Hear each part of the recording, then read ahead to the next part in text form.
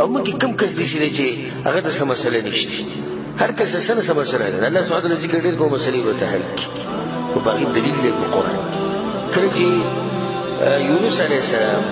د مې خېټې ته لاړ هلته څه وویل لا اله الا انت سبحانك اني كنت من الظالمين الله سبحانه وتعالى په قرآن کې څه وایي عجیب خبره کوي الله سبحانه وتعالى فلولا انه كان من المسبحين الله وایي که دې چېرته نه وی په خلکو کې چې ما یادوي زما پاکي ویلې که چېرته ده د مې په خېټه کې د الله ذکر نه وی کړی للبث في بطنه إلى يوم يبعثون دې به د مې په خېټه کې د قیامت پورې پروت خو الله چې د مې د خېټې نه راویستې د الله د ذکر د لاسه راویستې الله اکبر ممکن بچا باندې دومره غټ مصیبت راځي مې خېټې ته ولیدل ها کومه د مې خېټه وه یو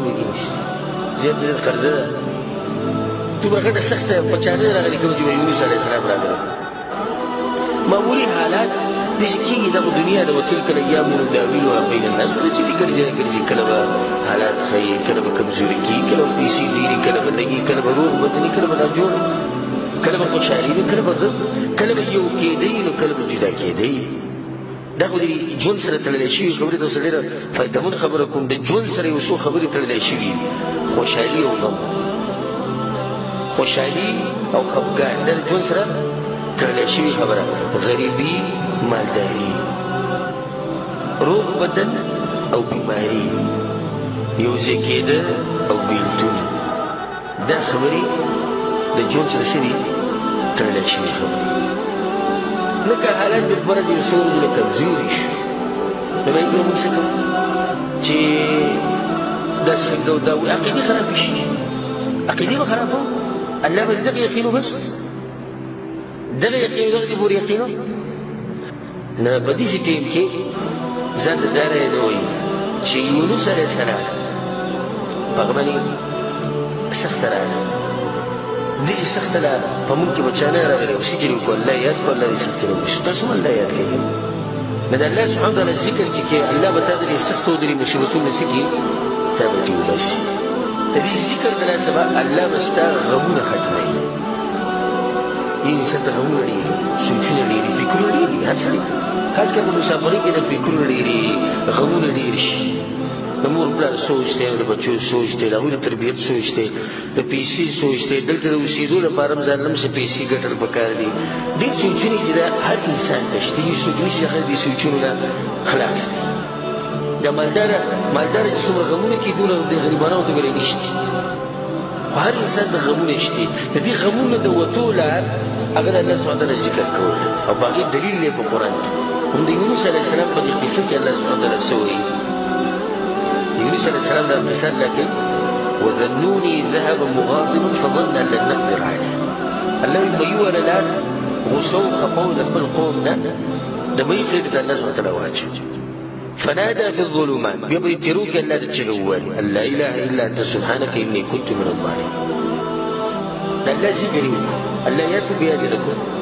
ياتكم نتيجه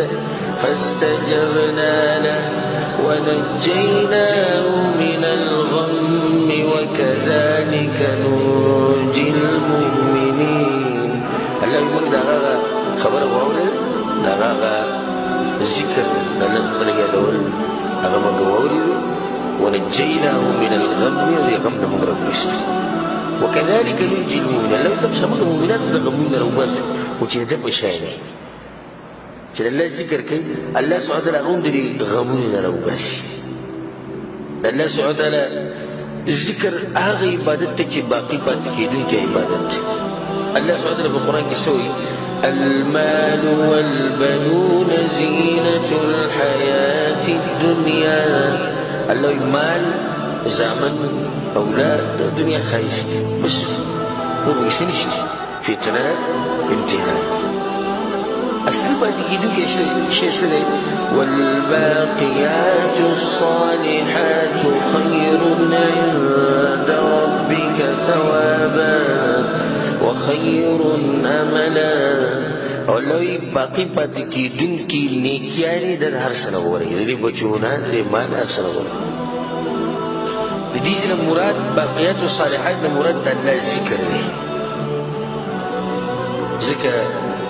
جمهور علماء دا چې باقیات الصالحات دا ذکر دی، سبحان الله والحمد لله ولا اله الا الله والله اکبر ولا حول ولا قوة الا بالله العلي العظيم.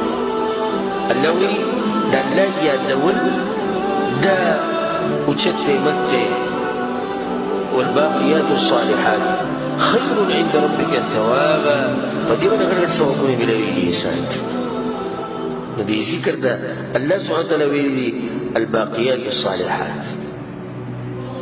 الله بالقرآن كسوي بسورة الأنفال كده واذكروا الله كثيرا لعلكم تفلحون. او الله يدوي بدير يدول سر تسلم كاميابي ملوشي الدنيا وآخرت كاميابي لا بس كده الله سبحانه وتعالى بيدولك. يجي ما حديث لمسلم مسلم كده معاوية رضي الله عنه حديث أن رسول الله صلى الله عليه وسلم خرج على حلقة من أصحابه. رسول الله يقول لك كون نودي جمعة ترابي الجمعة كي حلقة جولا شيء مرقري ناس. رسول الله ما جلسكم أسرب على ناسي أغودي جلسنا نذكر الله الناس لا يدعو ونحمده لك حمد بيانه على ما هدانا للإسلام. الله بدي يدعو الله شكرنا بدي وبس جميل دا دمر وشت نعمت لك الإسلام ونغلق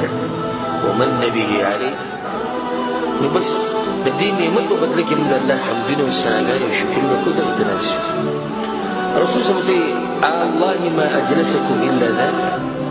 استجلب الله قسم يتوجد دين فالناس.